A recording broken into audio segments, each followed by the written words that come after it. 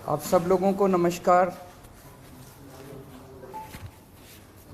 पिछले लगभग 1 साल से भारतीय जनता पार्टी चिल्ला चिल्ला के कह रही है कि दिल्ली में कोई शराब घोटाला हो गया और देश की जो भी सबसे बड़ी से बड़ी जांच एजेंसियां हैं वो अपना सारा काम धंधा छोड़ के इस शराब घोटाले की जांच में लगी हुई हैं। तो मैं समझता हूं कि उनको अब तक तो शराब घोटाले के सब कुछ मिल ही गया होगा, सारा पैसा भी मिल गया होगा, सब कुछ मिल गया होगा। तो पहले 2-3 मिनट में इसी पे चर्चा करना चाहूँगा कि शराब घोटाले में जांच एजेंसियां कैसी जांच कर रही है, क्या मिला अभी तक। इसमें मनीष सिसोदिया जी जो कि फाइनेंस मिनिस्टर थे, डिप्टी चीफ मिनिस्टर थे, उनके ऊपर सबसे बड़ा आरोप ईडी ने और सीबीआई ने लगाया है कि मनीष सिसोदिया जी ने अपने 14 फोन तोड़ दिए। तो इन्होंने सबूत खत्म करने की कोशिश की। ये सारी जांच वांच करने के बाद इन एजेंसीज ने मनीष सिसोदिया पे आरोप लगाया कि 14 फोन तोड़ दिए। ये ईडी की चार्जशीट है, ईडी का डॉक्यूमेंट है ये, जिसमें इन्होंने ये 14 फोन का IMEI नंबर लिखा हुआ है कि ये वो 14 फोन है जो मनीष सिसोदिया के थे और जो मनीष सिसोदिया ने इन फोनों को डिस्ट्रक्ट कर दिया। ये ईडी के डॉक्यूमेंट में है। इसी के बाद ईडी की सीजर मेमो है। ईडी कुछ भी सीज करता है तो उसको मेमो, इन 14 में से ईडी खुद ही कह रही है सीजर मेमो कि 4 फोन हमारे पास हैं। ये इनका सीजर मेमो है, इंपाउंडिंग ऑर्डर 18 मार्च 2023 का और इंपाउंडिंग ऑर्डर 5 जनवरी 2023 का। 4 फोन उसमें से इनके पास हैं और एक सीबीआई का ये डॉक्यूमेंट है, 1 फोन सीबीआई के पास है। तो 14 में से 5 फोन तो इनके अपने पास ही हैं जो कह रहे हैं कि मनीष सिसोदिया ने तोड़ दिए। उन 14 में से 5 फोन ईडी और सीबीआई के कब्जे में हैं, बाकी 9 फोन।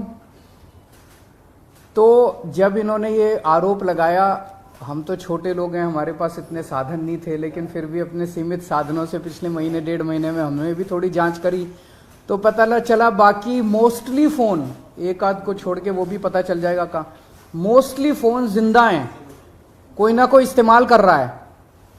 और उन फोन को कोई वॉलंटियर के पास है, कोई कहीं है, कोई कहीं है, कोई ना कोई इस्तेमाल कर रहा है। वो मनीष जी के फोन नहीं है, वो कोई ना कोई इस्तेमाल कर रहा है। वो फोन जिंदा हैं और ये फैक्ट कि ये फोन जिंदा हैं ये ईडी को भी पता है और ये सीबीआई को भी पता है। सो ईडी ने और सीबीआई ने झूठ बोल के ओथ पे, एफिडेविट पे कोर्ट को गुमराह किया और झूठा सबूत उन्होंने कोर्ट के सामने पेश किया, क्योंकि सच तो कुछ मिला नहीं, कुछ था ही नहीं, शराब घोटाला कुछ है ही नहीं, तो निकाले क्या। तो उन्होंने झूठ बोल के मनीष सिसोदिया को फंसाने की कोशिश की, कोर्ट को झूठ बोला। अब ये रोज किसी ना किसी को पकड़ लेते हैं, किसी ना इसको गिरफ्तार कर लिया, उसको गिरफ्तार कर लिया, ये कर लिया। एक कोई चंदन रे, और उनको टॉर्चर कर करके, धमकियां दे दे के, मेंटली टॉर्चर करके, फिजिकली टॉर्चर करके, 3rd डिग्री करके, उनसे केजरीवाल का नाम ले लो, मनीष सिसोदिया का नाम ले लो, इनको फंसाओ, उनको किया जा रहा है। कोई चंदन रेड्डी है, हम तो जानते भी नहीं है कौन है। चंदन रेड्डी को इतना मारा, ये उसकी मेडिकल रिपोर्ट है। चंदन रेड्डी की मेडिकल रिपोर्ट में लिखा है, patient has alleged trauma to both ears and face by ED officers on 16 September 2022 and 17 September 2022। Patient ने दोनों कानों पे और फेस पे ईडी ऑफिसर्स के द्वारा पिटाई हुई 16 सितंबर और 17 सितंबर को, ऐसा कहा। पेशेंट कंप्लेनिंग ऑफ, ये है कि सुनाई नहीं दे रहा, और jaw pain on opening mouth. और इन्वेस्टिगेशन पे पता चला right ear mild to moderate mixed hearing loss, left ear severe to profound mixed hearing loss. उसके कान के पर्दे फट गए, उसको सुनाई नहीं दे रहा। ऐसा चंदन रेड्डी से ईडी क्या उगलवाने की कोशिश कर रही थी, उसको क्या कहने का दबाव डाला जा रहा था कि उसकी इतनी पिटाई करी कि उसके कान के पर्दे फट गए। उसको किस कागज पे दस्तखत करने के लिए कहा जा रहा था, और उसने झूठ बोलने से मना कर दिया तो उसकी पिटाई की उन्होंने। इसके बाद अरुण पिल्लई हैं कोई, उनको धमकियां दी गई, टॉर्चर किया गया, उन्होंने अपना बयान वापस ले लिया अगले दिन। उस दिन तो उनसे कुछ लिखवा लिया, कहीं साइन करा लिया, लेकिन उसके 2-4 दिन बाद उन्होंने कोर्ट में बयान दिया कि मुझे टॉर्चर करके बयान लिया गया। समीर महेंद्रू से टॉर्चर करके बयान लिया गया, उन्होंने अपना बयान वापस ले लिया। मनस्विनी से टॉर्चर करके बयान लिया गया, उन्होंने अपना बयान वापस ले लिया। भूषण बेलगवी से टॉर्चर करके, ये 5 नाम तो मेरे पास ही हैं, पता नहीं ऐसे कितने लोग हैं जिन लोगों को टॉर्चर कर करके बयान लिए गए। ये हो क्या रहा है? एक के बाद एक, एक के बाद एक, एक के बाद एक, जितने लोगों को ये बुला रहे हैं सबको मारते हैं, पीटते हैं, टॉर्चर करते हैं। एक ऐसा व्यक्ति है जिसे एक कमरे में उस व्यक्ति को बिठा रखा था, दूसरे कमरे में उसकी वाइफ को और उसके पिताजी को बिठा लिया, और उसको बोलते हैं कि या तो इस कागज पे साइन कर दे, नहीं तो तेरी पत्नी को और तेरे पिताजी को भी जेल भेज रहे हैं। ये चल क्या रहा है? मैं प्रधानमंत्री जी से पूछना चाहता हूं, ये चल क्या रहा है? जहां कोई घोटाला नहीं हुआ वहां पे कोशिश की जा रही है जबरदस्ती करके, लोगों से जबरदस्ती करके, मार के, पीट के, धमकियां देके बयान लिखवाने की। एक व्यक्ति है, उससे कहा गया कि कल देखते हैं तेरी बेटी, उसकी 2 जवान बेटियां हैं, कल देखते हैं तेरी बेटी कॉलेज कैसे पहुंचती है। ये जांच चल रही है इन लोगों के। एक व्यक्ति है, उसके वकील ने कोर्ट में खड़े होकर कहा कि हमारे मुवक्किल के, मेरे मुवक्किल के ऊपर दबाव डाला जा रहा है कि दिल्ली के पॉलिटिशियंस का, कोर्ट के अंदर खड़े होकर उसने बोला कि मेरे मुवक्किल के ऊपर दबाव डाला जा रहा है कि आप दिल्ली के पॉलिटिशियंस का नाम लीजिए। ये इनकी जांच चल रही है। इस सारी जांच करने के बाद, 1 साल जांच करने के बाद, ये आरोप लगाते हैं कि 100 करोड़ रुपए की रिश्वत ली गई और दी गई। वो 100 करोड़ रुपया कहां है? एक नया पैसा कहां है वो 100 करोड़ रुपया? सब इतनी 400 से ज्यादा रेड हो चुकी हैं। मनीष सिसोदिया जी के घर पे रेड हो गई, इतने सारे दूसरे लोग, वो पैसा है कहां? एक नया पैसा नहीं मिला 100 करोड़ रुपए का, ना कोई ज्वेलरी मिली, ना कोई मनीष जी के घर पे गद्दे भी फाड़ दिए इन्होंने, उनके गांव भी हुआ है, उनके बैंक लॉकर भी छान मारे, कुछ नहीं मिला 100 करोड़ में से। फिर आरोप लगाया कि 100 करोड़ रुपया गोवा के चुनाव में इस्तेमाल हुआ है। जी, गोवा के हमारे जितने वेंडर्स थे जिनसे हमने काम कराया था, सारे वेंडर्स पे रेड मार चुके ये लोग। सारे वेंडर्स को इन गिरफ्तार कर करके स्टेटमेंट ले चुके, वहां कुछ नहीं मिला, सारी पेमेंट चेक से हुई है हमारी। सारा हिसाब किताब इलेक्शन कमीशन को दिया हुआ, वहां भी कुछ नहीं मिला। गोवा चुनाव के अंदर इनको धेला नहीं मिला, तो पैसा गया कहां? अगर रिश्वत ली तो पैसा गया कहां? अरे पैसा तो तब मिलेगा ना जब रिश्वत ली गई होगी और रिश्वत दी गई होगी। आज मैं इस प्रेस कॉन्फ्रेंस में कह रहा हूं कि 17 सितंबर को शाम को 7 बजे मैंने नरेंद्र मोदी को 1000 करोड़ रुपए दिए थे। कर लो गिरफ्तार उनको। ऐसे तो कोई भी इस देश में खड़ा होकर कुछ भी कह देगा। मैं कह रहा हूं कि नरेंद्र मोदी को 17 सितंबर की शाम को 7 बजे मैंने 1000 करोड़ रुपए दिए थे। गिरफ्तार करोगे इस बेसिस पे नरेंद्र मोदी को? भाई मेरे पास कुछ सबूत तो हो कहने का। कोई तो मैं कहूंगा भाई मेरे पास ये सबूत है, मैंने दिए थे। ऐसे ही कोई कुछ भी खड़ा होकर कह देगा और गिरफ्तार कर लोगे। 100 करोड़ रुपए दिए, 100 करोड़ रुपए दिए गोवा चुनाव। अरे कहां है सबूत? कोई सबूत नहीं है। ये पॉलिसी इतनी शानदार पॉलिसी थी, ट्रांसपेरेंट पॉलिसी थी, जो भ्रष्टाचार खत्म कर देती पूरे के पूरे शराब सेक्टर में। ये इस बात से साबित होता है कि ये पॉलिसी जब पंजाब में लागू की गई, पूरी कॉपी पेस्ट पॉलिसी है, जब पंजाब में लागू की गई तो इस पॉलिसी से 50% रेवेन्यू 1 साल के अंदर बढ़ गया। 50% रेवेन्यू दिल्ली के अंदर इन्होंने लागू नहीं की, करने दी, पंजाब के अंदर इनकी चली नहीं, क्योंकि पंजाब एक फुल स्टेट है। तो मैं मोदी जी को कहना चाहता हूं, मोदी जी अगर केजरीवाल भ्रष्टाचारी है तो फिर इस दुनिया के अंदर कोई ईमानदार नहीं है।